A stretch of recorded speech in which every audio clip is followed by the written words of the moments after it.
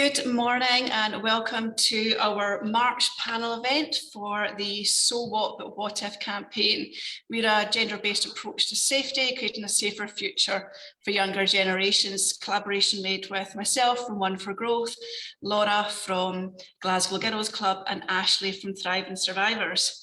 So today our panel is slightly different. Rather than going into a specific subject around safety, we are celebrating the success of women, carrying on International Women's Day and just dragging it out through the month as we should.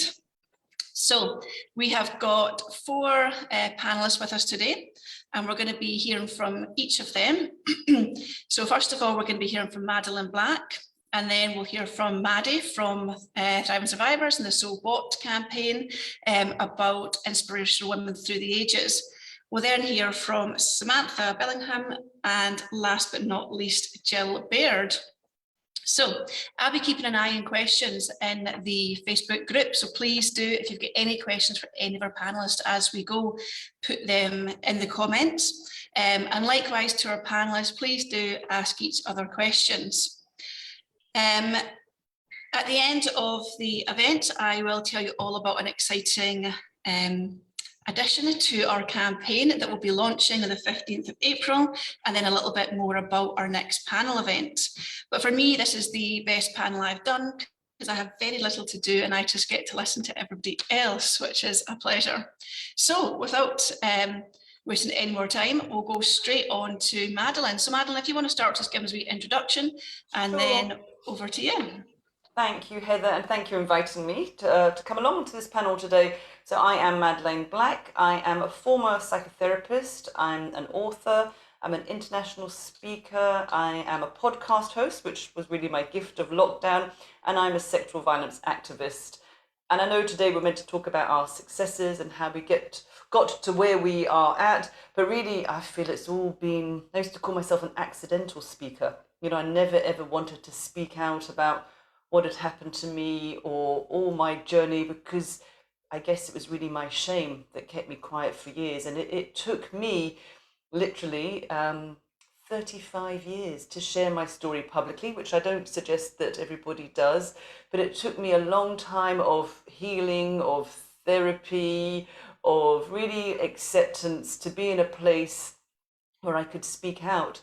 And, you know, I'm not the first person ever to speak out about sexual violence or a woman that's been raped, gang raped. And I really feel that I am standing on the shoulders of many, many other people. For those of you that kind of know a little bit about my story, I first shared it with the Forgiveness Project, which is an amazing charity in London, which, as it suggests, it's all about forgiveness. Their founder asked me if I would share my story with them on their website, and she said, you know, I could be anonymous, I didn't need to put my photo up, and I was umming and ahhing because it was quite a big decision for me, because a lot of my friends might have known that I'd been raped as a 13-year-old, but they maybe didn't know all the details, and this was an opportunity to really, I guess, end my shame completely by doing the very thing that I was so embarrassed about. Now, most of their events took place in London, and I'm living in Glasgow, obviously, and there was an event that was taking place in Shawlands Academy, which is like 2 minutes from where I live. And it was with this extraordinary woman called Marion Partington. Now, her sister, Lucy Partington, was murdered by Rose and Fred West. And Marina said to me, you know, there's an event in Glasgow, this is where it's at, is that near to you? I said, it's like 2 minutes from where I live. So I went along, it was like an interfaith meeting, and it was to do with all the school children as well. I think the 5th and 6th years we're working with Marion, doing workshops around forgiveness, because she has shared her story in prisons for about 10 years about her sister and what happened to her and how she came to a place of forgiveness and peace finally. And it was just brilliant to meet Marion, because she's also one of the other stories from the Forgiveness Project. And Marina, she doesn't call us storytellers, she calls us story healers. And like her now, I believe in the power that comes when we share our stories. And I met Marion, obviously. We had a huge hug in the days when that was just normal. We didn't need to check and say, do you mind if we hug? And I bought her book that night, and I turned the cover over when I got home, and it said, now you must speak. And I was like, you know, I could do that. I could share my story too. And the moment I had that thought, just at night, I started to see the words and words from I didn't realize then, but from my book, all these chapter headings and all the words came into me. And I thought, I'm just going to write my story down for me. And literally in about 8 weeks, I had written 70,000 words. And I thought, kind of looks like a book. And I had no idea about the publishing process, how you go about doing that. But I bought the Bible that everybody buys called the Writer's and Artist Handbook, and I sent away my synopsis, my first 3 chapters, and my covering letter to about 25 publishers. I think I got rejected by 24. Some I still have never heard from, and one, obviously, it's all you need, decided to take the risk and publish me, which is now, gosh, it's now, yeah, 5 years ago, 6 years ago, nearly. In April will be 6 years. And it just blew me away, sharing my story with the Forgiveness Project publicly and then becoming an author. And then I was asked to speak, to share my story once I did both of those things. And it's really interesting. I thought that I would just be so nervous or so ashamed, or just it would be too much for me. But the moment I stand there and I'm invited to speak and I share my story, something, I don't know where it comes from, something comes in now, and I think it calms me. Even though I do get nervous, I do get butterflies, but I'm able to ground myself, which I guess is what I've spent my whole life of recovery doing, is learning to ground myself and to heal myself by connecting back in, because I kind of left my body for years. I was like a house that I rented with no furniture inside of me. So I was a shell for years. So that's been a lot of my journey. So I was able to use my mindfulness or whatever, awareness, to get back in my body. And I just think, well, it's not about me anymore speaking. It's now about who's listening. And from the very, very first event I ever did, which actually a fire alarm went off in the middle, it was a university in Gill. I never forget that one. Somebody had burnt the toast in the kitchen, and we all had to leave. But straight away, the questions that came up, well, that happened to me as well. And I always felt embarrassed, or in the interval, people would speak to me, or after the event, people would message me privately because they were too ashamed to stick their hand up, during a live conference. And I really started to see the power that comes, when we share our stories, that it's about what it can do for other people. And so with me, I'm not a very good business person at all. I really just kind of trust life, and I just let whatever comes in kind of lead me. So I just thought, well, if I'm meant to speak, people will ask me to speak. And literally from every event I do, somebody will then ask me to speak somewhere else. And I joined the Professional Speaking Association because I thought, I don't really know how to do this.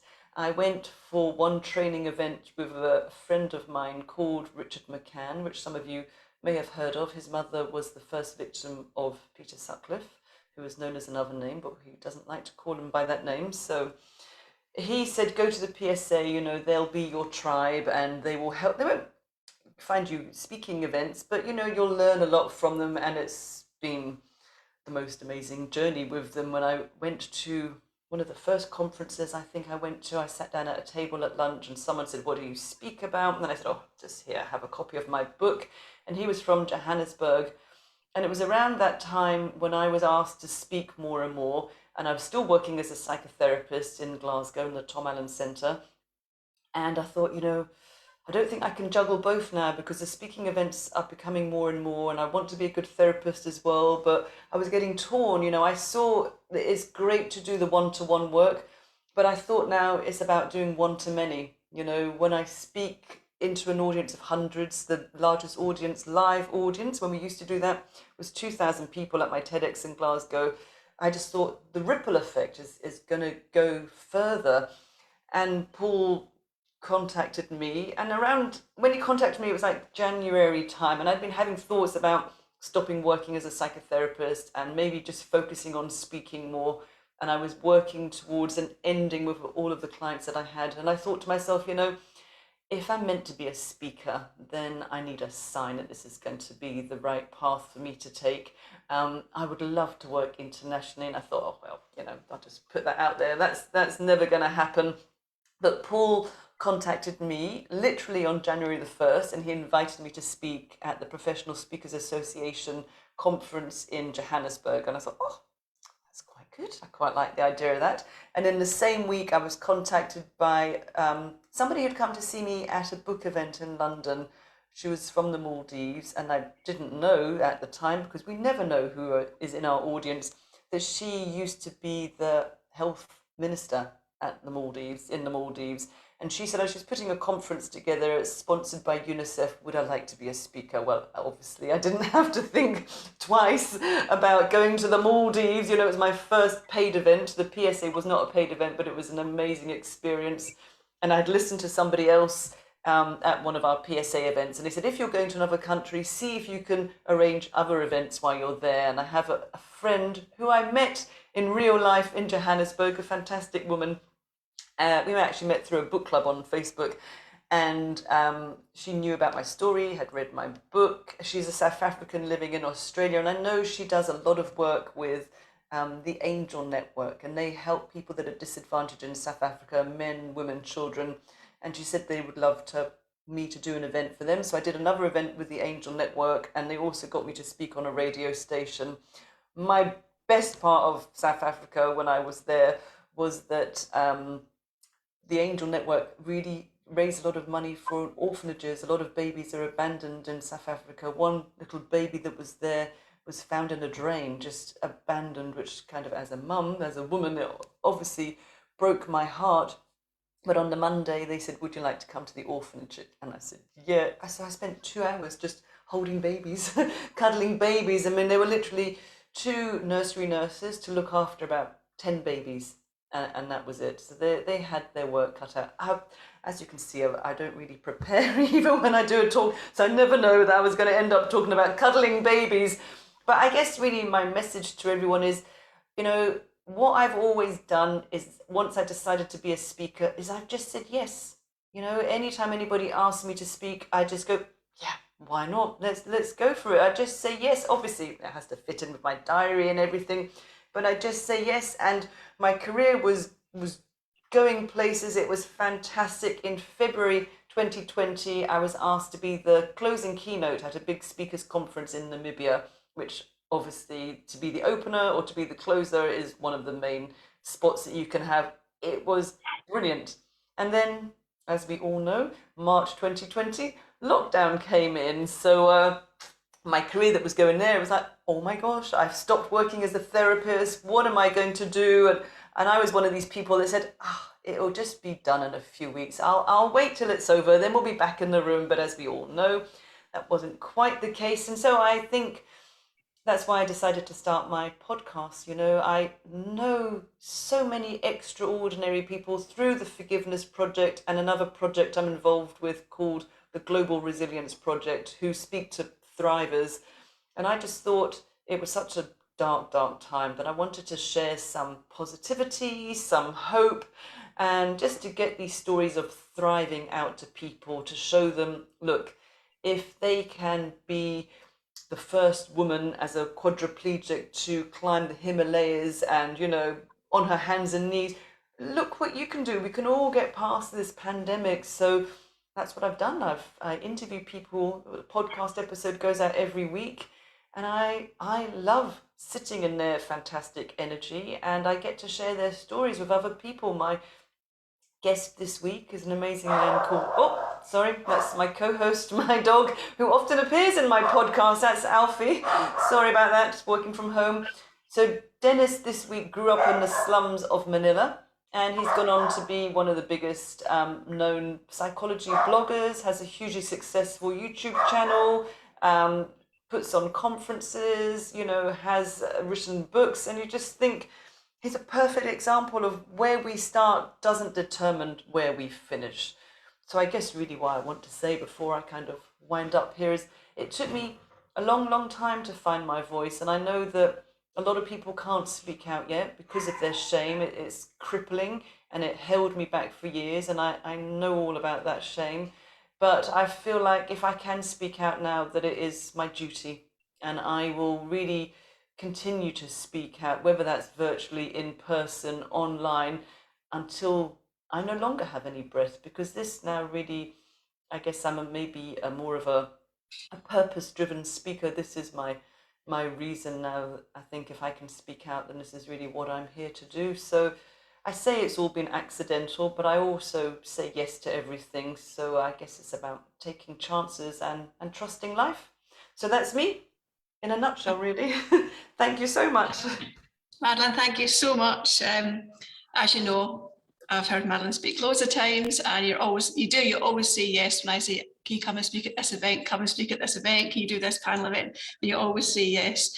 So it's nice to actually today to hear how your journey, what's inspired you to get to where you are. Because normally it's about your story, which is different. So it's nice to hear that today. Has anyone got any questions for Madeleine? I wanted to ask a question. I didn't know Madeleine's story before hearing this today, and wow, it's absolutely fantastic to hear how much she's overcome and what an amazing example she sets to other women. I'm going to speak about something kind of similar, not in the same kind of severity as what Madeleine's going through, but she spoke about shame. And I've just wondered, because she is a psychoanalyst, like is this something that consistently comes up, and is the shame and the embarrassment about speaking out and the fear of speaking out for upsetting those around you, is that something that she experienced, and what advice would you have to people that are in that situation just now?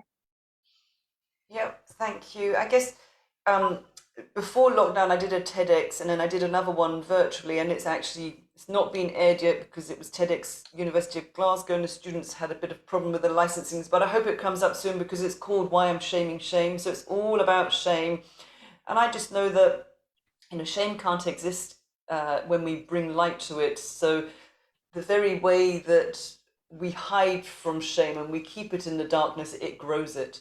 So by doing the very thing that we think we can't possibly do, which takes guts, it takes fear, and it takes courage, that's the only way to shatter the shame, is what I talk about. Every time I stand in my shame, I shatter it. And every time I speak out or another survivor speaks out, we help someone else to find their voice. It is a ripple effect. So most of the shame that people hold on to is inappropriate shame. I held on to this shame that these two men had raped me for years, thinking that people would look at me differently. They would be disgusted how I was disgusted, or they would think I was worthless. But I know now 100% of all rapes really come down to rapists.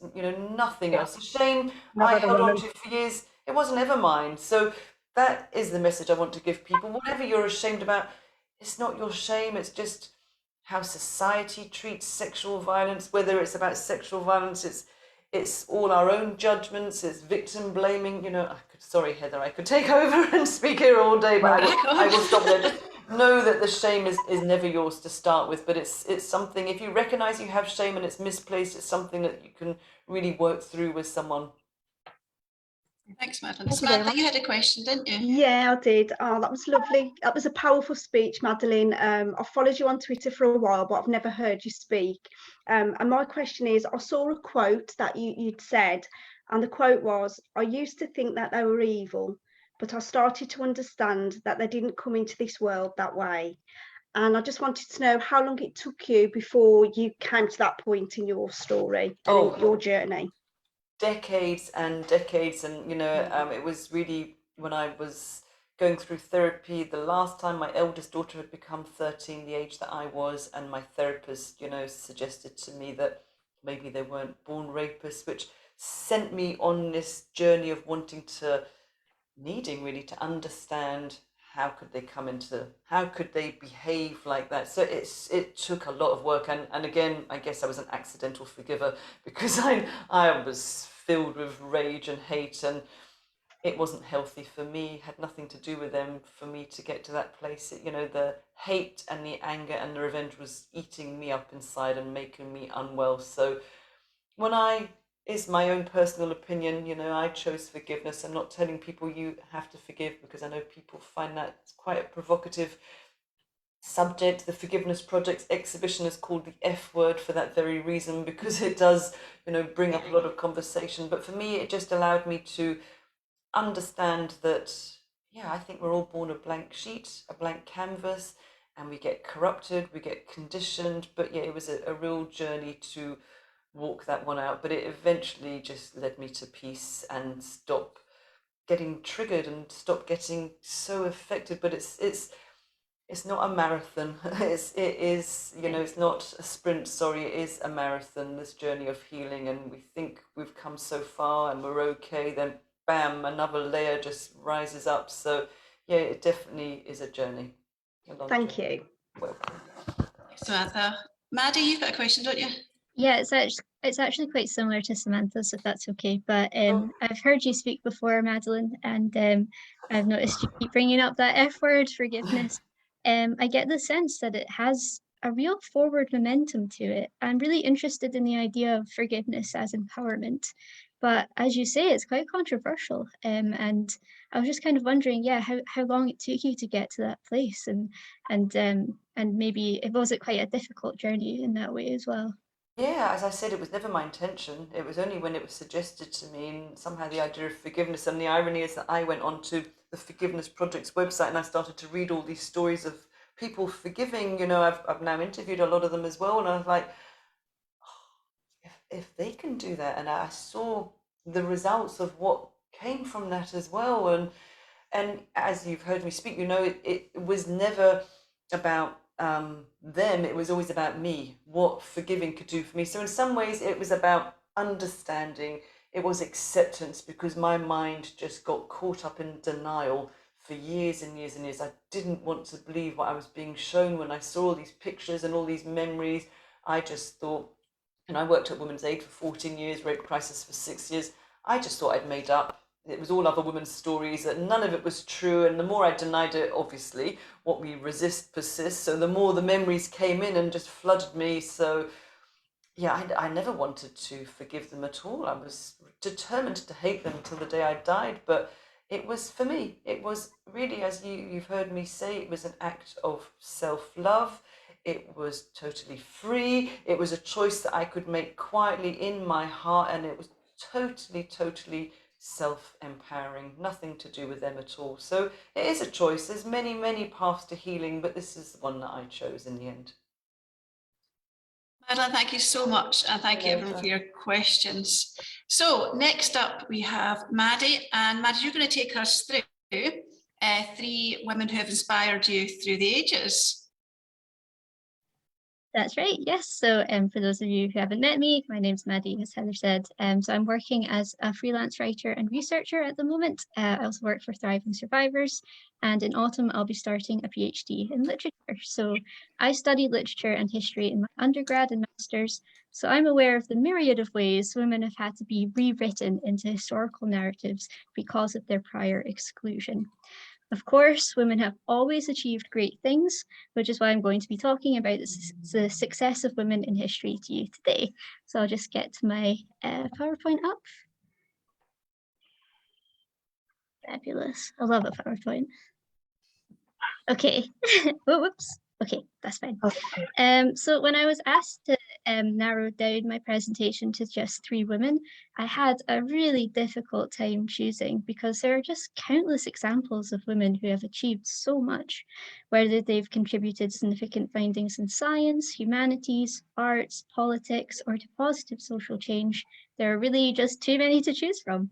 So the ones that I did choose this panel discussion are women whose actions I feel embody feminist values of care, community, and compassion. Okay, so first up is Marlene Dietrich, known primarily as an actress born in Germany, but emigrating to America in the 1930s to work in Hollywood. When the Second World War started in 1939, despite America's lack of involvement and Nazi agents trying to bribe her to come back to Germany, Marlene started war bond drives and a fund for Jewish refugees to escape Nazi persecution. She remained openly and vocally anti-Nazi, most epitomized in an incident while in North Africa, where she was delivering a radio broadcast for the Armed Forces Network. She'd been asked to sing a popular wartime song that had been banned by the Nazi German government, fittingly called Little Marlene. After performing the song, she went off script, speaking very quickly in German. "Boys, don't sacrifice yourselves. The war is shit. Hitler is an idiot." The army announcer took her microphone away, as this was a broadcast for American troops, but but she was sure that German soldiers would hear it on unofficial radio stations set up by the US government. Marlene described the work she did for the war effort as the only important thing I've ever done. Okay, next up, I would like to chat about Lillian Boloka, nicknamed Big Lil. A working class woman from Hull, she became head of the Headscarf Revolutionaries, a group of women seeking safer conditions and regulations for fishermen in their community. So after the triple trawler tragedy in Hull in 1968, during which 58 men from 3 different fishing boats drowned, Lillian saw that the men in her community and her loved ones were at risk. Ignoring rules that banned women from the docks, she campaigned there relentlessly, as well as giving interviews at the docks to news stations in order to gain publicity. Her campaigning culminated in her gathering 10,000 signatures for a petition to strengthen safety legislation for those working on trawlers. She then travelled to London and threatened to picket then Prime Minister Harold Wilson's house if he did not take action. Government ministers later implemented all of the measures outlined in the petition, including better safety equipment, improvements to training, legal standards for radio equipment, and reporting procedures. Today, there is a plaque dedicated to Lillian on Coltman Street in Hull, near where she lived. Ian Cuthbert, who campaigned for the plaque, had this to say about Lillian and the Headscarf Revolutionaries. It was one of the greatest acts of civil disobedience in the 20th century. These women turned an industry on its head and saved countless lives. Okay, lastly, I wanted to give some space to Marsha P. Johnson, who is best known for her involvement in the Stonewall riots in 1969 in New York. These riots were a response to police harassment and violence towards the LGBT community and were a catalyst for the gay rights movement within the US and globally during the 1970s. Although Marsha had dropped a bag full of bricks from a lamppost onto the windshield of a police car during the riots, she had been largely left out of the narrative because she was a trans woman, drag queen, and sex worker. For instance, David Carter's book about the Stonewall riots notes that the other activists later changed their accounts of the riots to exclude Marsha, fearing that her gender identity and involvement in sex work could be used to discredit the newly emerging gay liberation movement. Now, with sex worker rights and trans liberation movements in full swing, Marsha is receiving more and more recognition for her involvement. Perhaps lesser known about her, though, is that she was the co-founder of STAR, which stands for Street Transvestite Action Revolutionaries, an organization which sheltered LGBT youth escaping abusive households. Later in life, she was also involved with AIDS activism through ACT UP, which became an international movement to improve the lifespan and quality of life of people living with AIDS. ACT UP paved the way for thousands of people living with AIDS today to access treatment which gives them an equal or longer lifespan than those who are unaffected. Marsha was known for her floral style, wearing discarded flowers and fake fruit in her hair, and liked to say the P in her name stood for Pay It No Mind. Her community knew her as a sweet person, which she could pull off even while rioting. When Jean DeVenti, another protester, was knocked down and kicked in the face by a police officer, Marsha used her own blouse to stop the bleeding. She reportedly told her, "Get up, girl, we got a fight on our hands." DeVenti would go on to serve as Grand Marshal of the Christopher Street Liberation Day Parade, which is a yearly celebration of the Stonewall riots and its accomplishments. So, that's all from me, just a short presentation there, but I wanted to give a shout out to this lovely book that I own. I actually got it as a Christmas present. It's called The Little Book of Feminist Saints, and it has really lovely descriptions, stories, and illustrations of successful and innovative women from a range of different time periods and from across the globe. Some of the stories I relate here of Marsha P. Johnson and Marlene Dietrich come from this book, so I can highly recommend it. Okay, thank you. Amazing, thank you so much, Maddie. Do you know, it's really nice to hear about women that have inspired and made changes through history that we probably don't normally hear of. And I was particularly interested in Marsha because as part of this campaign, we are going to be looking at the trans community and sex workers as well, and the views and opinions that have been created around those communities in the whole safety campaign in general. So that was a really fitting as well. So thank you so much for that. Any questions for I've got Maddie? a question, yeah. Sorry. So it was very difficult for you to choose the women that you're going to talk about today, as you only had 3. Who else was on your list that you would have liked to spoken about today? Well, Samantha, I'm glad you've asked. There's so many, and I think about it a lot because I'm going to tell you a quick story. But when I was maybe 14 or 15, I listened to this podcast, and it was a gaming podcast. It was run by these guys in Bristol, and they had their girlfriend on one time, and they were talking about, like, one of them mentioned something like, "Oh, women have never invented anything," or they said something akin to that, and the girlfriend was like, "Yeah, we have." And bear in mind, this was maybe 10 years ago, but she did a quick Google search and she was like, "Oh yeah, well, admittedly, you know, women have invented things, but it's mostly like feminine things like tampons." And not to discredit those inventions, they're very important, but it's just not true. Like, computing science was invented by Ada Lovelace, someone that I would have talked about as well. She was the daughter of Lord Byron, and she was the first person to give an engine, so a mechanical engine rather than a computer, but give an engine a series of instructions to follow using letters and numbers. So she was essentially the inventor of computer programming.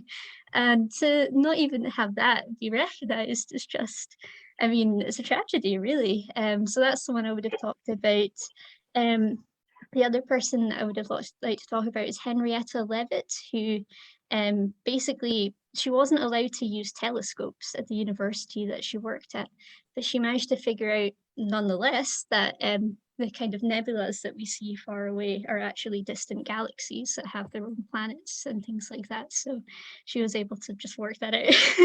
Just crazy that despite the barriers, there are so many women who have contributed significantly to knowledge and to so many things. And I really love these women because I think they did so much to instill positive change. Especially, I really love Lillian's story because to me, that's so important, that you see someone in your community suffering, regardless of their gender. It was mostly men who were facing these dangerous conditions. And I think it's a truly feminist act to go, right, this isn't on, we got to do something about this. And I resent the stereotype that feminists are men hating, right? Like, I think that is just so untrue, and it's just not what we see in the history of feminist movements at all. So sorry, that was a very long-winded answer, but Not at all.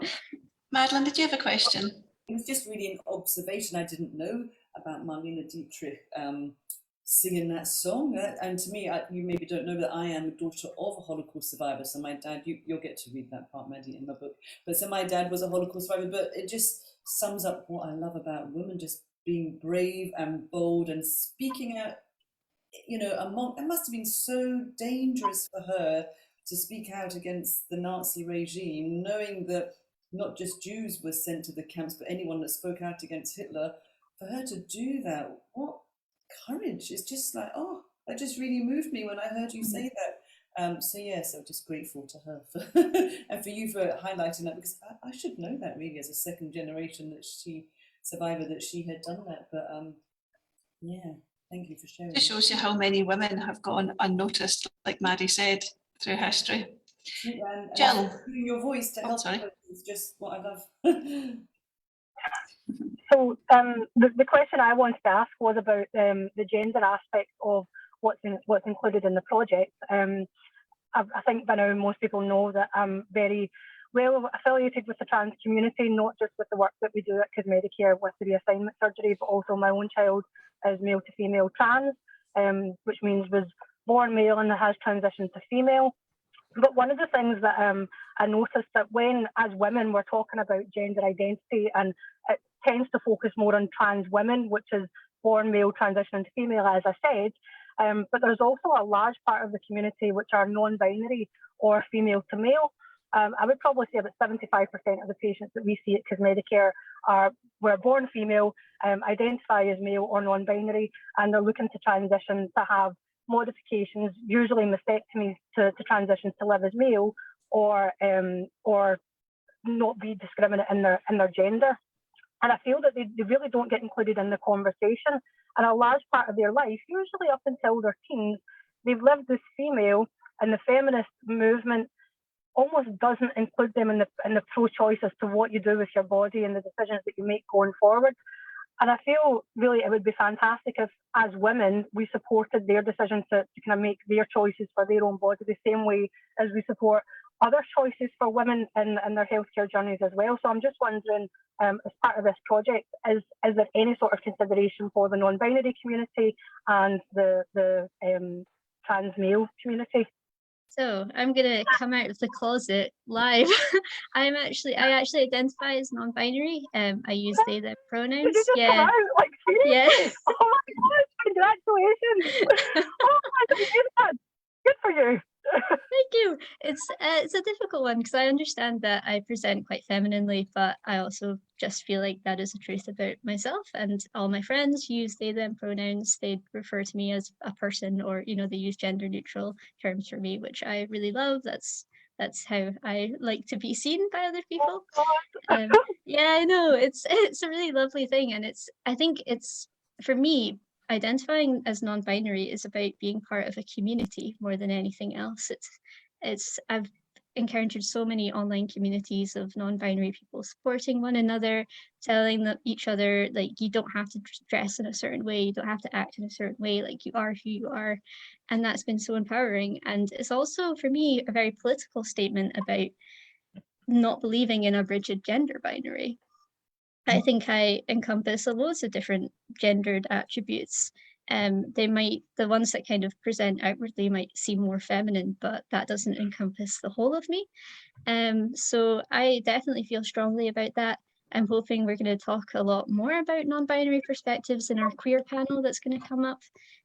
So yeah, absolutely. I think maybe the discrepancy that comes in is that, obviously I'm here today talking about the success of women because I am a feminist, I'm a strong feminist. And when people talk about women's issues, I identify with that so much because I was raised as a girl and I lived as a woman until about a year ago. So obviously these issues affect me. And it's going to be a difficult process, I think, because we use the word women so much as a shorthand, right? So when someone says we as women, I do identify with that because I have those experiences, and people still gender me despite me coming out, so in a certain way. So it's a difficult one. I think I identify with women politically more than I do personally, and I don't think that's like a contradiction, if that makes sense. Yeah, no, definitely. So Maddie's been working with us for, I'm trying to think when I met you, Maddie, last May or June. And yeah, Maddie's been like really, really helpful in teaching us about, how non-binary, about, helping us put together the queer panel, what we can and can't say, and teaching us and educating us on different subjects that we don't know enough about. So it is a massive part of the campaign that we will be looking at all the different communities that can get involved, and also looking at subjects and questions that are awkward and difficult and people don't want to look at. So we're, when you were saying about Marsha, we will be going into speaking to sex workers as well. We are going to go into so many different avenues that people generally don't feel comfortable going into. And a lot of that is, like you said, Gill, as well, and Maddie, it's because people are uncomfortable because they don't know what to say. They're scared of saying the wrong thing. But it is just an educational piece. And having worked with Maddie, it's really, it's interesting to be able to, you can just ask the questions. If you don't know something, just ask the question, and learn rather than stay ignorant. So it's been fascinating. And Maddie is a massive part of, the campaign and teaching us as we go as well. So Maddie, thank you so much. So next up is Samantha. Good morning, everyone. Thank you so much for the opportunity today of being on the panel and sharing my story. So from a very early age, around 4, I always knew that I wanted to work in an office. So I'd always use my mum's coffee table as my desk, play on the landline back in the good old days, make random phone calls to organisations, always writing, always got a pen and paper. I just knew that I wanted to work in an office, and that was kind of my main goal at 4 years old. At 8, I had electric typewriter for Christmas, where I taught myself to copy type and touch type, still with the aim of wanting to work in an office. At 14, I decided to go to night school at my local college, and I enrolled on an accredited typing course. So I was the only child there. It was obviously full of lots of women who were amazing at typing, and I was just pleased to be amongst those women at a very early age. I successfully passed the typing course. Again, still wanted my own office. Didn't know what kind of area I wanted to go into. As long as I had a desk, a computer and a phone, then I felt really happy. Went to school, passed my GCSEs. They weren't the best results, but I got through them, and I went on to college. I decided to do a 3-year business studies course. So I did the intermediate and the advanced. Again, I'd still just got this goal of having my own office, and then I was quite happy. It was during that course that I decided I wanted to work in solicitors and perhaps work my way up as a paralegal, a solicitor, who knows, maybe a barrister. That was the aim. I successfully passed my college course at 19. I left college and I got my first job at a firm of solicitors. I was so happy. It was one of the most amazing experiences of my life. I'd worked so hard to where I wanted to be, and at 19 I got my first job, and it was in my own office. It was a small office. I got my own desk, got my computer and my phone, and I was a legal secretary in the conveyancing department, so where you buy and sell houses, which I love because I love looking at all the pictures and being nosy at all the different houses that people lived in. So I was quite proud. I was quite pleased of what I'd achieved at such a young age. And I was working my way up to be a paralegal.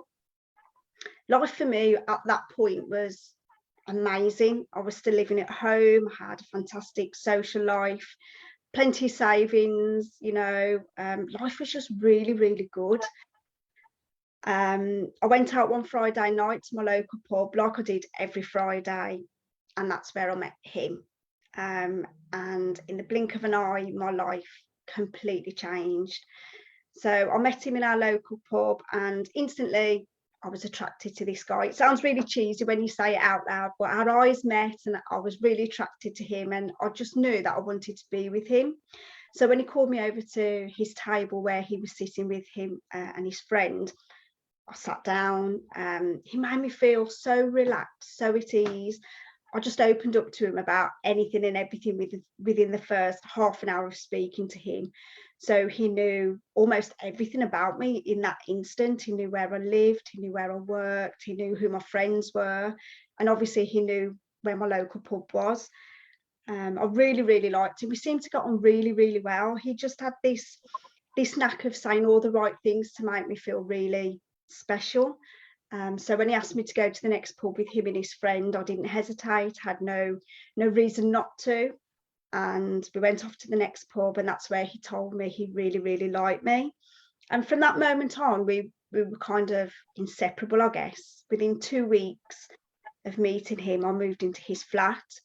And he was still this charming guy who just knew how to make me feel special, who just had this ability to make me the centre of his world by saying all these lovely things.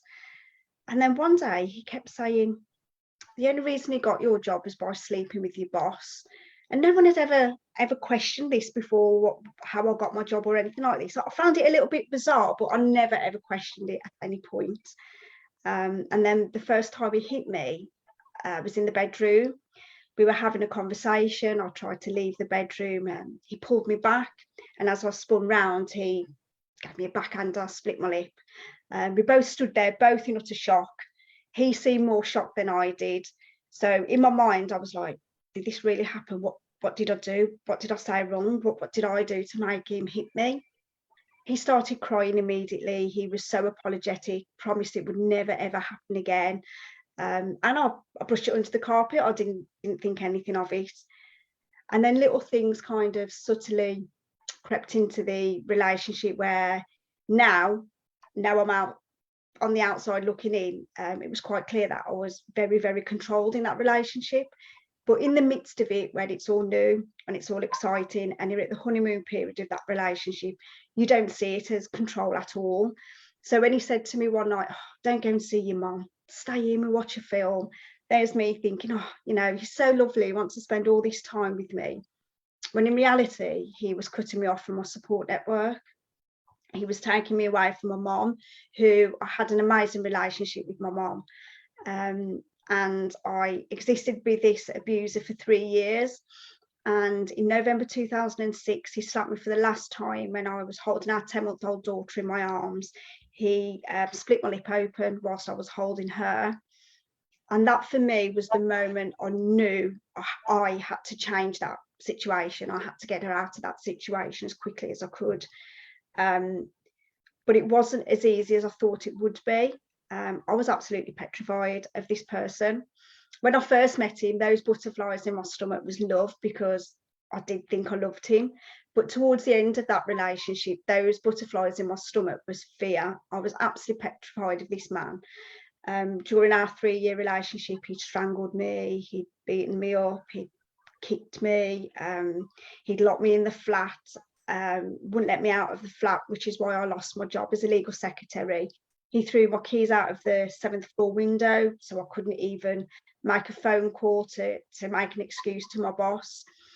I managed to escape 2 days later, and the first place I went was my workplace, because for me, I thought that was my safe haven. I thought that's where I'll get help and support. And I remember trying to explain to my boss what was happening at home, which I found really difficult, because at that time I didn't even know what was happening to myself. To try and explain that to someone else was really, really hard. And I was instantly sacked. I was sacked on the spot. My career history, I'd never been late. I was always early. I always gave everything 100%. But little did that boss know, through lack of education and awareness, was that I was a victim of domestic abuse. And now the perpetrator could abuse me 24/7. I've got no financial independence of my own. So it was really hard for me to leave, even if I wanted to.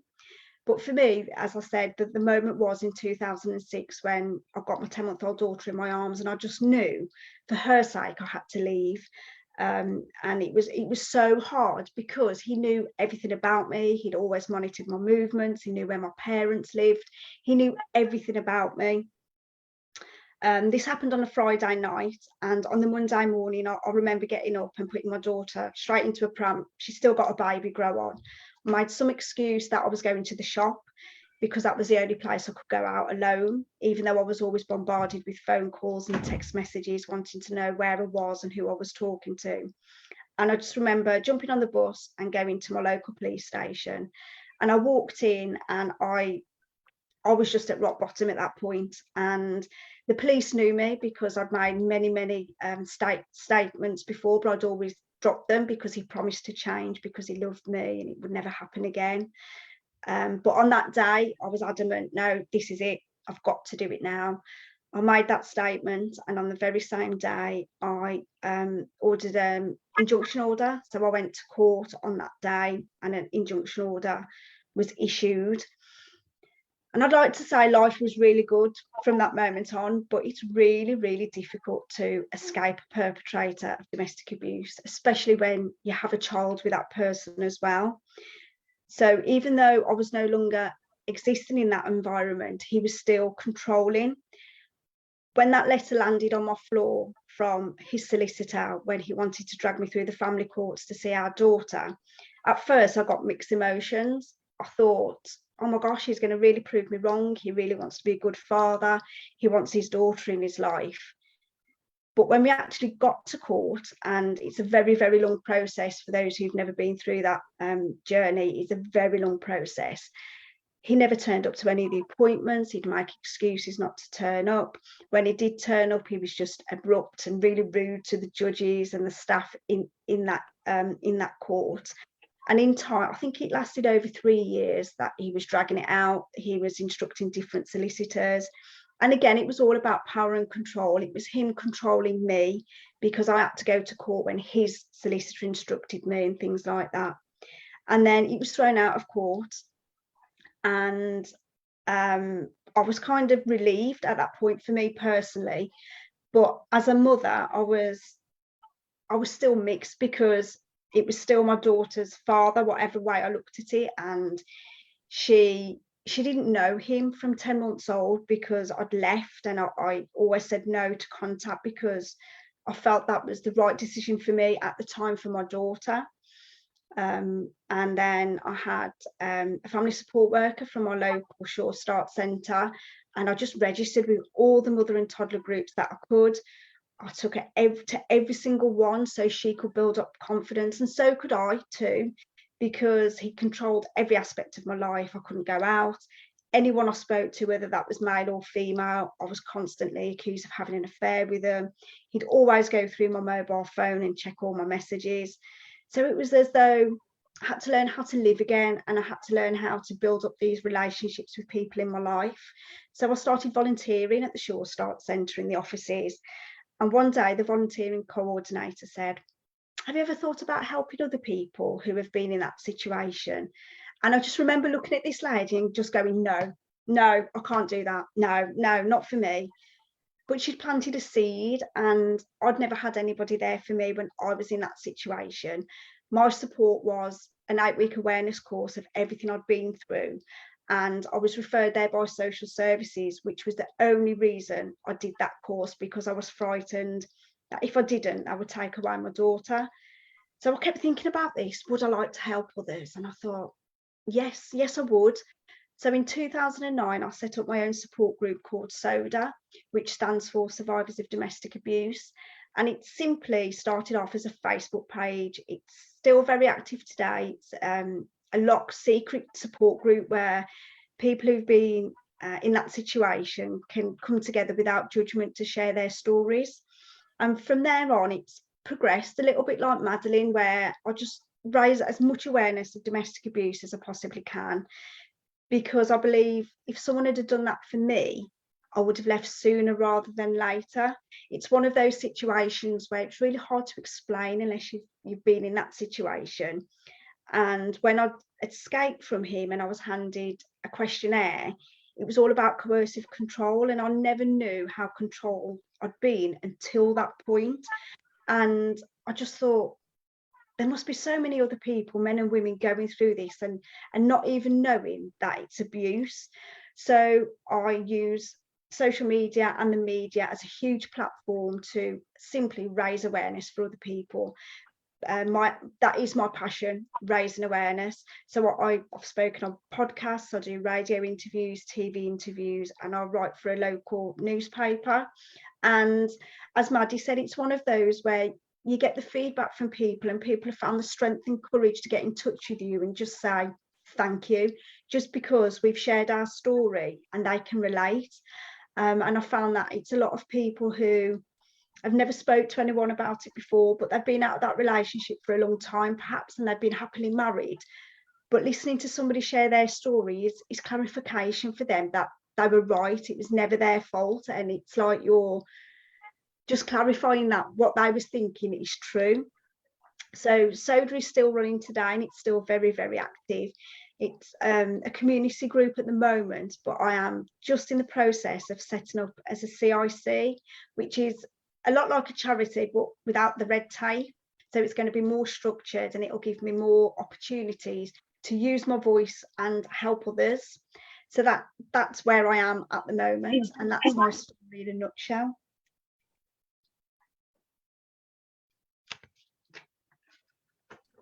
Thank you so much, Samantha. Sorry, I could get myself off mute there. Do you know what? It's so sad to hear that you didn't have the support that you needed, but what a way to turn it around. That's so inspirational. Maddie, did you have a question?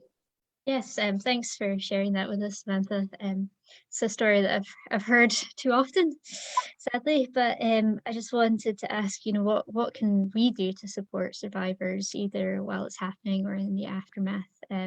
Just like what are some things that we can do? Again, I think it's about raising awareness. So social media is really, really good for that. I think it's really hard to actually support someone who's actually going through it at the time, because we've been brainwashed to believe that everyone hates us, no one's going to believe us, and the only stable person in our life at that point is our abuser. So sometimes really hard to reach out, but it's just about knowing that you're there when they're ready to speak out.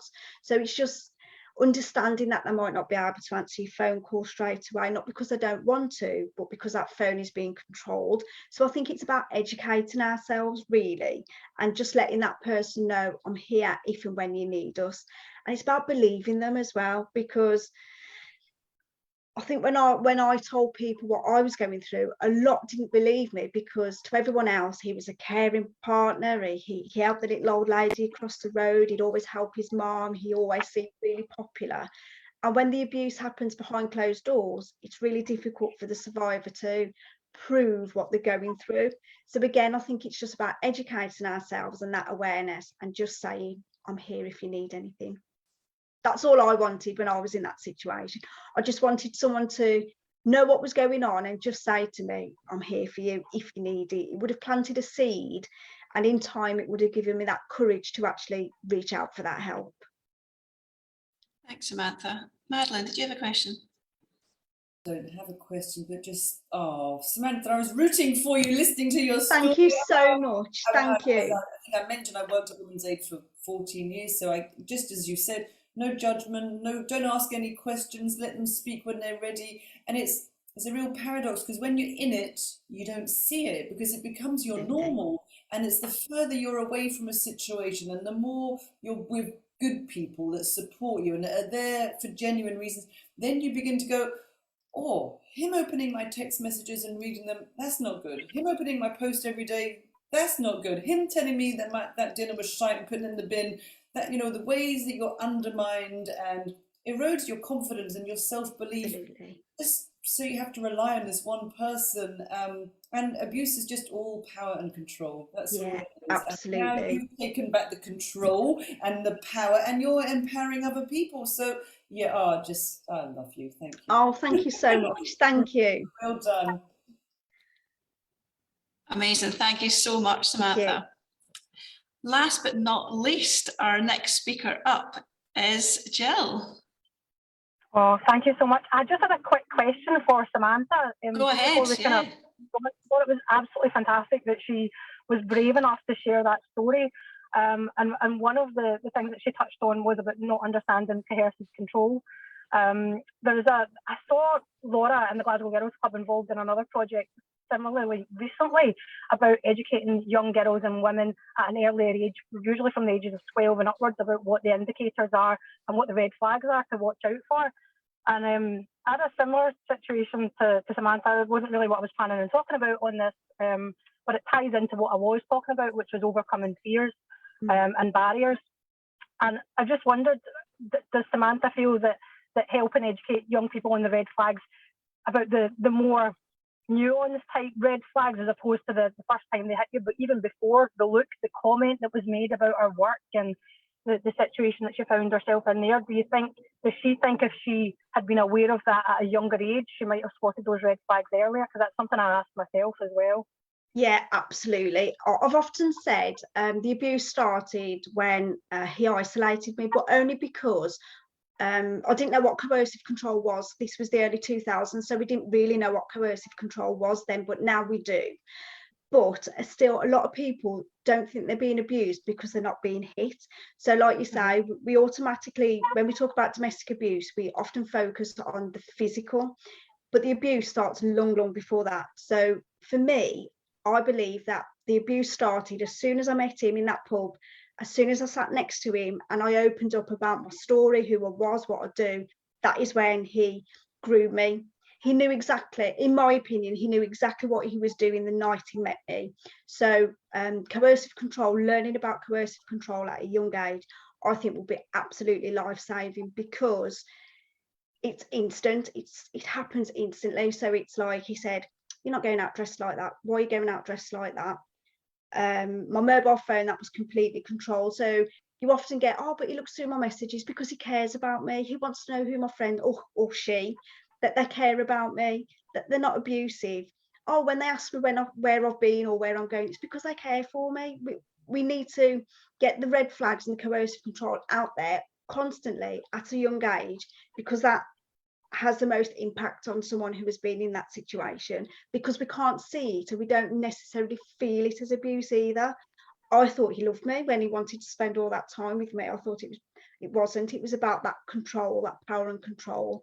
I did a campaign last year called MTAB, which stands for More Than a Bruise, because I get lots of people say to me, oh, I'm not being abused, I'm not being hit, but they'll explain, you know, they'll turn up at the workplace unexpectedly, or they'll bombard them with phone calls.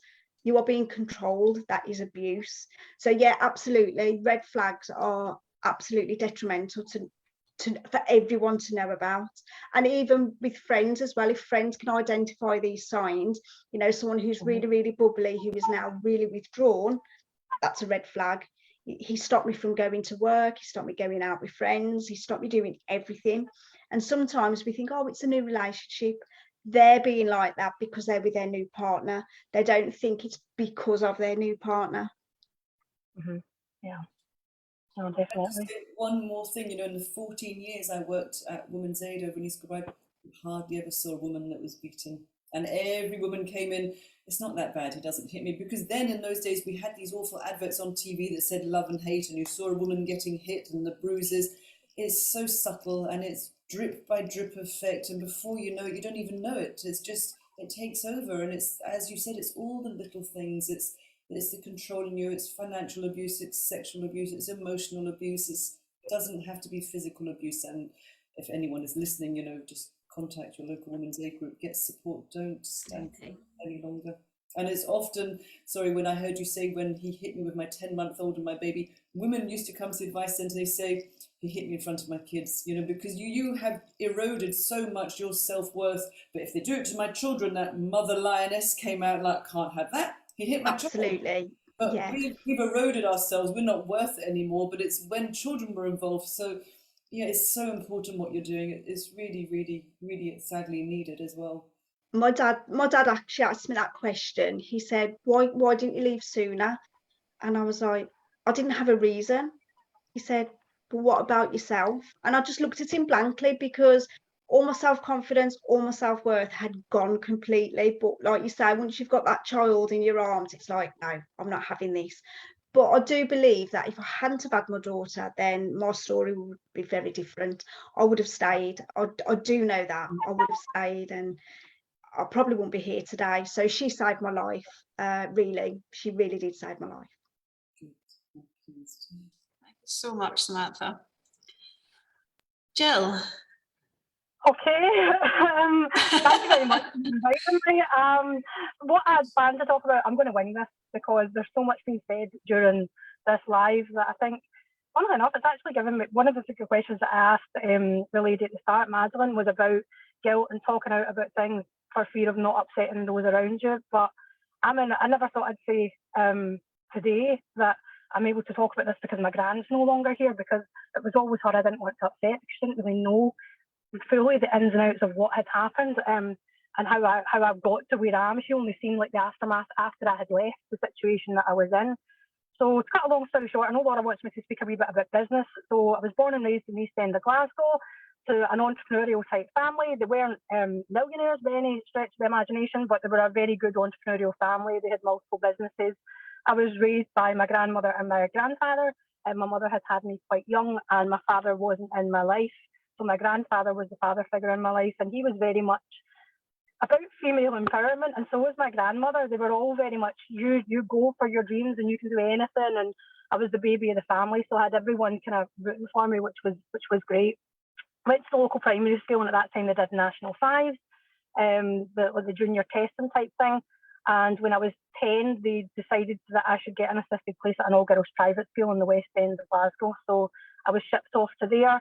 First couple of years were great. Then I hit my teenage years and the school amalgamated with another school. It was a completely different dynamic. Didn't work out too well. My granddad took a stroke, so that was a big part of my life, and I didn't really have his support anymore in terms of the nurturing, but my grandmother was still very much involved in figuring out what I wanted to do with my life and different things like that. And I was always expected to go to university. to get these really high grades, go to uni and everything else.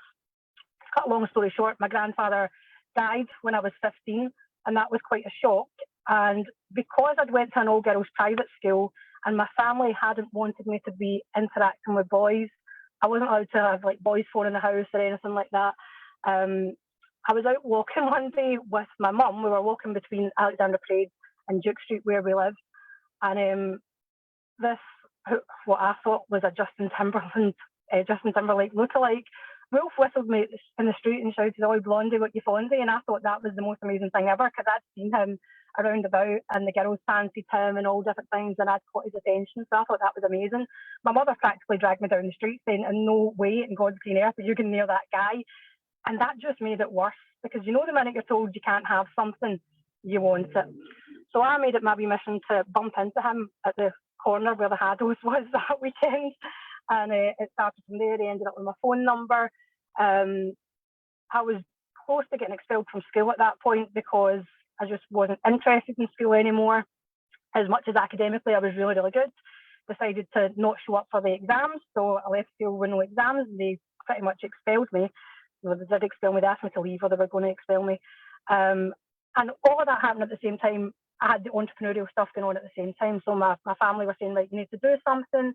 So I was opening body days with my family, which was my first business just before I was 16. It was the family business of tanning salons in Alexandra Parade, which grew exponentially. So telling this story, all of these other things, these great, amazing things were happening on one side in a personal business relationship. And on the other side, I had all the carry-ons going on with this particular person. I was 15, turning 16. He was 21. He already had a child by another girl who had tried to warn me about the situation. And she was drowned out by noise. She's paranoid. She caused this. He didn't do this. She's not letting him see the kids. I had all of that going on. And I stupidly believed him and his friends. So the first thing I would say is, if you ever get anyone coming to you and giving you a red flag pointer, even if you think they're jealous and this, that, and the next thing, they're trying to get back with their ex, listen to it and note it. You don't have to believe it, but just keep it in your head that somebody's actually taken the time to come and tell you this when they are petrified of that person. I thought everything was great.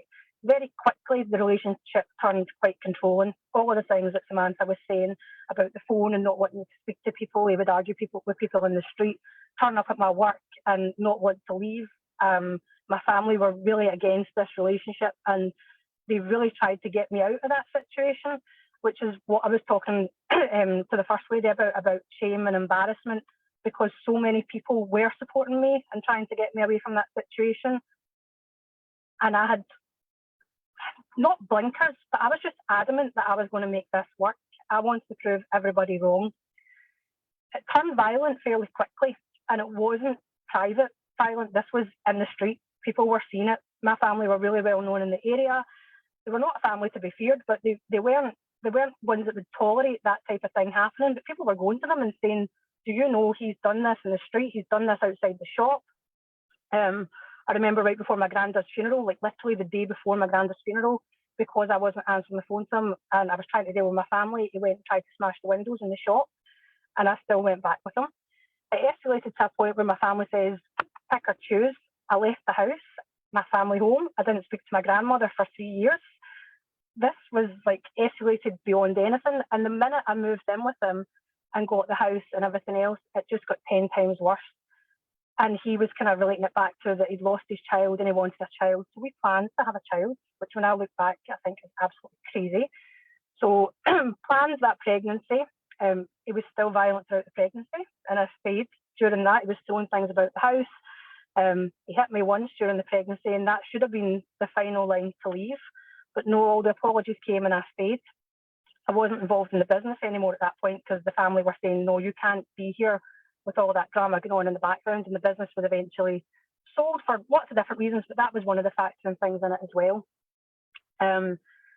He then hit me in the street, and my family, they really weren't listening to me saying I want to make this work, and it escalated to the point where one of my family members was almost murdered in the middle of Alexandra Parade in broad daylight. So his father went to prison for that, and I still stayed, still being beat up through that, and thinking it's okay, I'm defending myself, everything will be fine. And I had the baby by this point as well, so I felt trapped in that circumstance. there was one time I left and I actually went to Women's Aid, and they were fantastic. They put me in an overnight housing situation. But when I seen that in comparison to the lifestyle that I was used to living, I stupidly went, no, I'm going to try and make this work, and went back again. And that was near Christmas. And it was probably about 2 weeks after that, a situation escalated so bad in the house that I nearly died in that house that night. I've still got the scars from that. If you look close enough, you'll probably see them. And I left in the middle of the night with the baby, and I never went back. But like Samantha's saying, it's not just as easy as leaving. It's that fear of leaving and where are you going to go and what you're going to do. And I was too embarrassed and too ashamed to phone my family at that point, and they would have welcomed me back with open arms. But I thought, I've caused so much trouble. Everything's happened. They're not going to want to have anything to do with me, despite the fact that they were saying, come back. So I had to kind of rely on other friends and family to help me and to get back on my feet. And there are organisations out there that will help you. So please never ever think that you are alone, because in my head I was totally alone, even though my family were there and all I had to do was pick up the phone. In my head, I wouldn't allow myself to do that. So sometimes it's about being the bigger person and admitting that you've made a mistake. Your family usually always love you and they're going to try and help you anyway. So sometimes it's just about overcoming your own issues and reaching out and saying, I've made a mistake. We went through the whole court case thing. He lost parental rights, but still to this day, my child is 19 now. I still get the text messages and all the crazy stuff. I'm going to come to your work. I'm going to do this. I'm going to do that. So be very, very careful in your choice of men. Weddings is one of the things that I would say. But the point of my coming on to talk today was to talk about overcoming obstacles and overcoming fears. So with the one respect, that was one, overcoming a fear of leaving and what situation was I going to be in after that. But I had to rebuild my life after that situation. So getting back into work, starting another business, things like that with a child. Because I'd left school without the qualifications, I couldn't get into university. So I was taking jobs that would allow me to kind of progress whilst doing entrepreneurial things on the side. And one of the biggest things for me was the fear of trying to get into education again, because I thought they would reject me. One of the things that I want to talk about is when you're looking to develop yourself, whether it's starting your own business or developing your own business or transitioning from your main source of employment to what you're maybe perceiving as your sideline, is that aspect of fear. It doesn't have to be a jump straight from the frying pan to the fire. You can do gradual movements. If you can't afford to go to university, don't think that that's the be all and end all. There's other things you can do. There's so many free resources online that you can access and educate yourself. That bit of paper is not the be all and end all.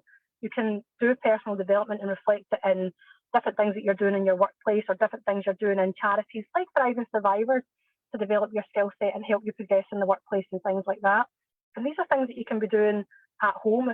Even if you're on benefits and you don't have childcare and things, a lot of things can be downloaded from the internet. One of the things that I said to a girl recently when she was wanting to do an MBA and couldn't afford it because they're very expensive and they're very time consuming as well. It's quite difficult to work and do an MBA at the same time, is to get hold of the reading list and download it and read the reading list and try and download slides and things like that and educate yourself. So with regards to that, that was one of the things that I wanted to touch on. And the final thing that I had been asked to speak about was the progression of business. Cosmedicare started 6 years ago. We will be 6 on the 24th of March. So I started Cosmedicare with £5,000. I was working as a hospital manager in a private hospital, spotted an opportunity and had access to the resources in terms of the skill set of surgeons that I needed. I had a very clear idea of what I wanted to create in the marketplace and what service offerings I wanted to give that weren't currently there for predominantly females, because it is predominantly females that use our service. And I took the £5,000 and invested it in making sure people knew about that business and what we did and how we were different from everybody else. At that point, it was a big risk for me because I was upsetting my employers. I was putting myself out there after already having one failed business in a similar industry because I'd made a wrong choice of partner and I hadn't really been keeping a grip on the things that I should have been keeping a grip on. And in short, the bank account had let someone else have control of the bank account, which was a bad idea. So it's about learning from your mistakes and making sure that you don't repeat them. So when I took the leap with Cosmedicare, I didn't really know where I was going with it. I had dreams, I had ideas, and they weren't small dreams. It wasn't, I want a lifestyle business. It was, I want a massive, massive business. I used to see things about momtrepreneurs and female boss and everything else. And as much as I respect ladies for doing that, I wanted to be bigger than that. I wanted to compete with the guys. I wanted to compete with the big companies. Like, I wanted to be like Optical Express, because when I'd be in rooms with the entrepreneurial networks that I was in, it was much bigger businesses. So my ambitions were to scale to that size. 6 years on, I'm at that level. And it's all about constantly overcoming fears of growth. So initially, when I started Cosmedicare, I did everything myself. I was wearing all the different hats. I was doing the marketing. I seen every single patient. I managed the finances. I managed the protocols. I was doing everything. And there comes a time when your business starts getting too big, and that control aspect that you've got, and I think it sometimes comes from the situation, the personal situation that I've spoken about, fear of not being in control of your own destiny, or fear of somebody being able to pull the rug from underneath you or bugger something up for you that like had happened in the field business when you trust someone. So I remember when Cosmedicare was about 2 years old, 2.5 years old, I took on my first member of staff, and I actually poached her from our largest competitor at the time, which was Transform. Her name's Gabriella. She's my angel Gabriella. And I remember saying to her, like, I'm not sure how this is going to work, because I'm used to doing everything myself, and I need to find a way to work with you, because you've got such a great skill set. You've got such skills to bring to this business, such energy. And she had ideas about what she wanted to do as well. So it was like sharing my baby to a certain extent. And I can honestly say it was the best thing that I did, to bring on other people and to trust them and to give them the authority and the freedom to have an input and to have views on how we can go forward. We've continued that model throughout the build of the business, and we now have, I think I've got 8 patient care coordinators who we've taken on. Some are from competitors, which we've poached over, or they've seen how Cosmedicare do things and they've wanted to be with us, so they've moved over. Some are from other industries that we've taken on and trained them up. Cosmedicare is a predominantly female managed business. All of our top end staff are female. The surgeons are male predominantly, alongside the anaesthetists, but all the nursing staff are female. All the patient care coordinators are female. And this ethos of overcoming fears and dedicating yourself to personal growth is something that we echo throughout our whole culture of employment.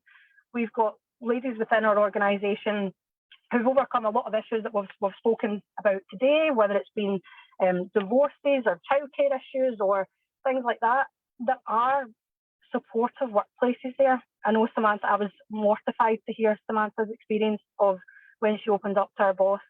The immediate reaction was to sack her instead of support her. So it's a really unfortunate experience. And I would like to think that as women in business, when we're in that situation as managers and owners, if any of our employees came to us with a similar situation, we would have the strength and the moral integrity to say, let me help you. And sometimes that doesn't necessarily mean leave that situation immediately. Maybe that person's not ready to leave, but to support them and not take away the financial resource that can help them move through that transitional period, and to be brave enough not to worry about maybe that partner coming to the workplace, because I think sometimes that can be a fear with employers in that situation, that an abusive partner is going to start making waves for the business.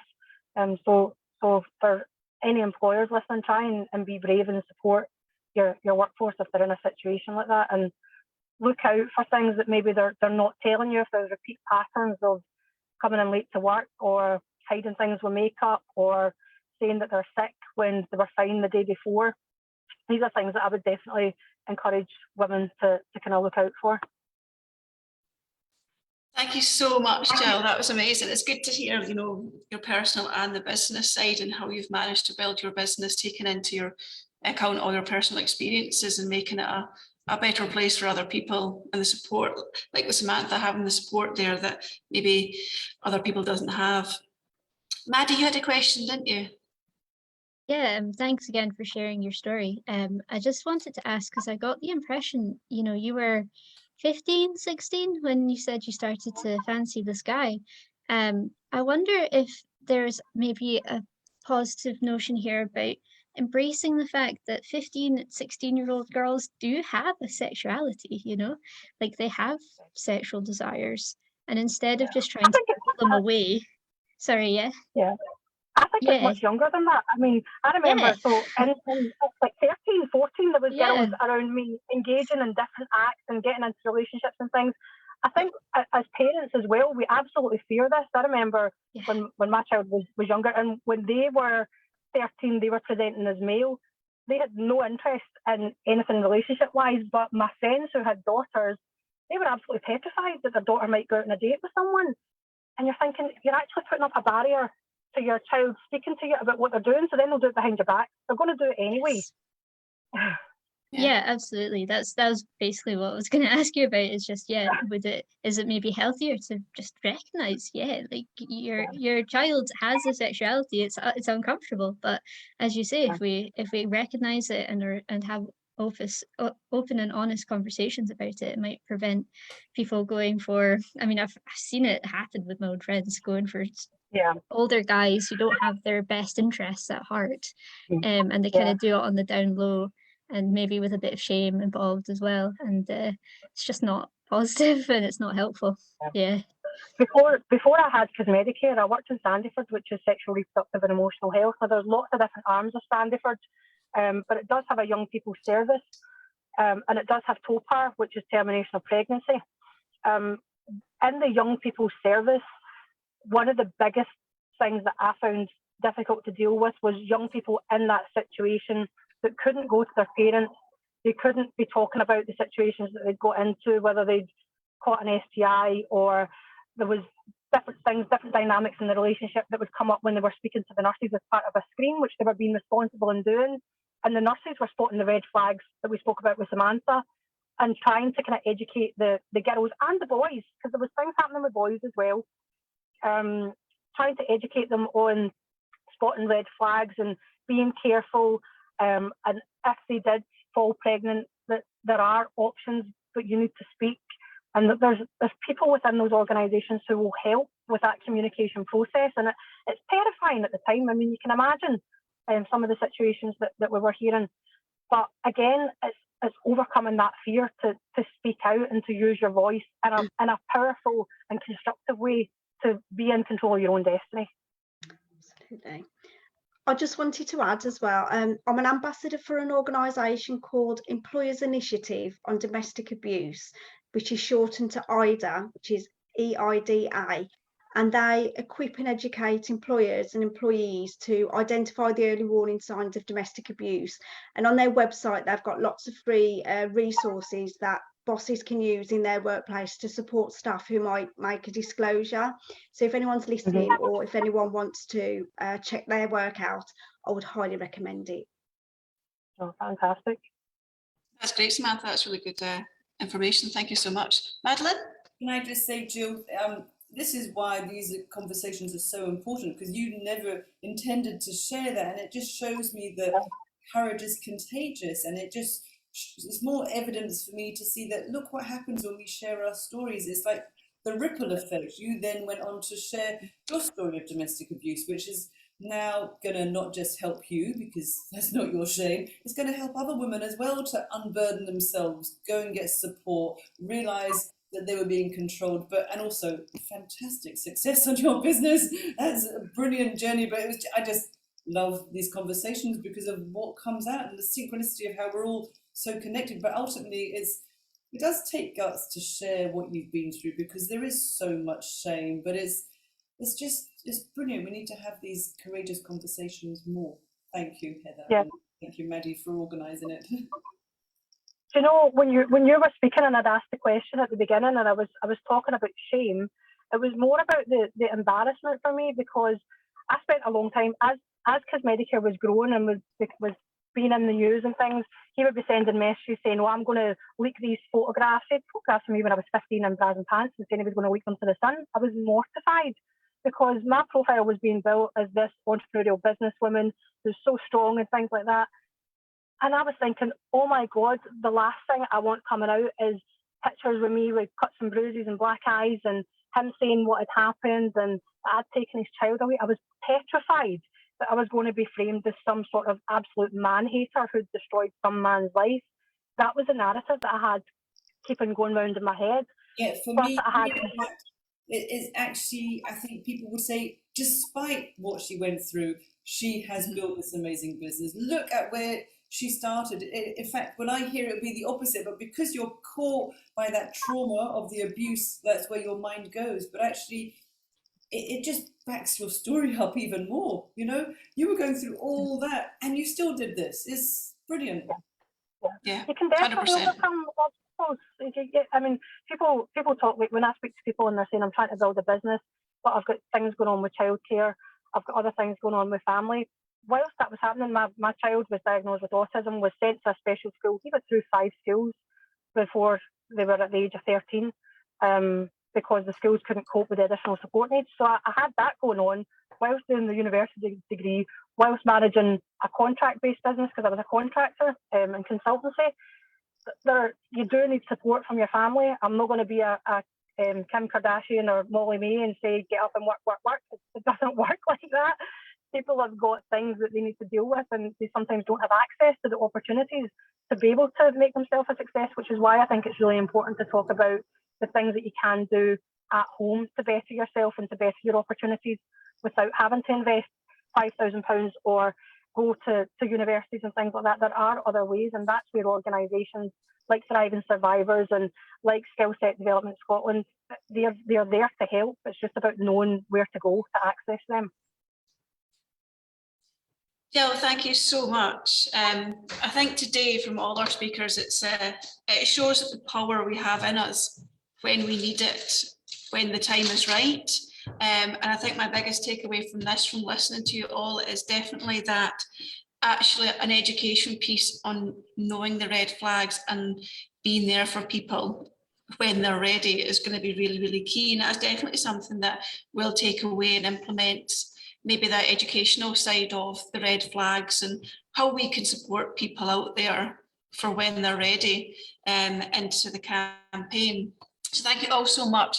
At the start, I was like, we'll definitely get it done in an hour, but you know what? You've got amazing conversations, and women like you on the panel is not something we're going to cut short. So we've gone half an hour over, so I will keep my ending to a minimum.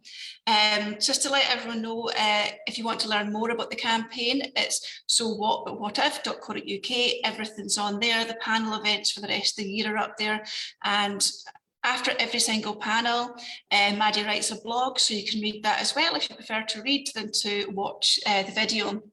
And that has everything detailed down in there. At the end of the year, we will take all our findings, all the panel events, and create a document that will go to the Scottish and the UK government with everybody's asks and the findings from the year. Really exciting. One of obviously the taglines of the campaign is to create a safer future for the younger generations. And we have now completely put together our youth panel, which is ready to go on the 15th of April. So we have a really diverse group of young people that are going to create our panel. And with that, how it will work is they will come together on the 15th and be introduced to you. We're not going to tell you who they all are until that date. And then after that, they will do a sort of Gogglebox style watching of our panels, and we'll record their view on it as well, because some of the conversations we had within So What campaign is that, apart from you, Maddie, maybe, we are all older. We're really not in the youth category anymore. Although I don't consider myself old, I keep getting told you're not in the youth category. So we decided, actually, do you know, if we are trying to create these this change for young people, then surely we need young people's view and voice on it as well. So they will watch back all our campaigns, campaign panel events, and we'll record their reactions and their thoughts, and then they'll get turned into additional blogs as well, and we'll put all of the thoughts and feedback from everybody to make a much more rounded campaign at the end. So that's really exciting. Laura is going to be speaking to all of the youth panel on Monday. So yeah, it's really lining up to be a brilliant group and a really good extra arm onto the campaign. Our next panel with the non-youth is our perceptions panel, and that's the 22nd of April. And we're looking at how historical biases and current life perceptions from male to female has really shaped how safety is today. We'll go back into, you know, when women used to stay at home to where we are now. Our perceptions, what we see as perceptions, is that what the other sex sees as well? Is there a crossover? And we'll just delve into all the different little angles of it and see what it takes us, and see how that shaped the way we think today and how we use that to move forward. So it's a really interesting conversation. And again, it's a really diverse panel we have for that too. So I'm just looking at the comments, and Ash is having a good laugh at my non-youth description. So hopefully the youth will bring in that other angle. So we have got lots of comments on Facebook. If our panel want to go and have a look and just answer any of them, that would be amazing. We will get this downloaded straight up onto the So What website. It will also be on all our social channels. You'll see it in One for Growth, Glasgow Girls Club, Thriving Survivors, So What Social. It will be on YouTube's website, the lot. We'll get it everywhere we can. I'll send it all to our lovely panelists as well. And if you can share it, the more people that hear these conversations, the better. And thank you so much to everybody that's listened to us and had the patience to get through that extra half hour as well. I think it was definitely worth it. Everyone's stories and contribution has been amazing. So thank you so much, and hopefully we'll see you on the 15th and the 22nd. Heather, do you want to do the what ifs? Yeah, so Gill, did you have? I just wanted to ask, there's a lot of charity type things that are being discussed here. Can you put the links in for where if people want to donate? Because I would like to donate to some of these charities. So it would be great if there was a link where we can support these people. Absolutely. We'll make sure that all the information and links that people have discussed goes into it as well. Absolutely. Maddie, I know you were going to ask me about our what ifs, and I didn't give everyone the heads up to this, so I'm going to put everyone on the spot here. So what we try and do is at the end of every panel event is ask people what is their what if. So to give a bit of background on this quickly, that So What But What If campaign, the name was created by a panel of survivors, and they're like, well, so what that all these campaigns are great, but they all just disappear. What if we created this platform for all organisations and safety campaigns to come together and actually make a long-term difference? So at every event we ask, if you had a what if you could change something? You know, what if you didn't have to speak to your friend on the phone walking home just to make you feel safe? What would be your what if? So Maddie, I'll come to you first, since you were good enough to remind me. Okay. Yes, so my what if is, what if we were taught about women's achievements in school in a way that recognised the sexist mechanisms through which women had been previously erased from historical narratives? So it's a very convoluted and pretentious way to say, what if we learned about women's achievements, but also how and why they were erased? I think that's a really important part of it as well. Thank you, Maddie. Samantha? My what if would be, what if all victims of domestic abuse were believed? Oh, that's a good one. I like that. Madeleine? I've got so many. Oh my! What if the conviction rates in Scotland and the UK weren't so low and we haven't decriminalised rape? And what if police weren't full of misogyny? And what if we actually took victims seriously? And what if I heard somebody like me come into a school and share her story? And what if I could found my voice years and years ago? And told you I could have just gone on forever, but yeah. Amazing. Too many. Amazing. Thank you, Madeleine. And Jill? Mine's is a philosophical one, and it is, what if everything that happened to us was the universe's way of moulding us into where we're meant to be?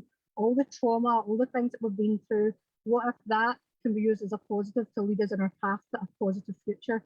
What if we change our mindset? What if we try it, if it doesn't work? But what if it does? Amazing. I love that. What a great one to end on. Ladies, thank you so much for being on the panel. And to everybody who's been watching and commenting, thank you so much. Please do, everyone, go and have a look at the comments on Facebook. It's really nice. You've got so much support there, everybody. And enjoy the rest of your day.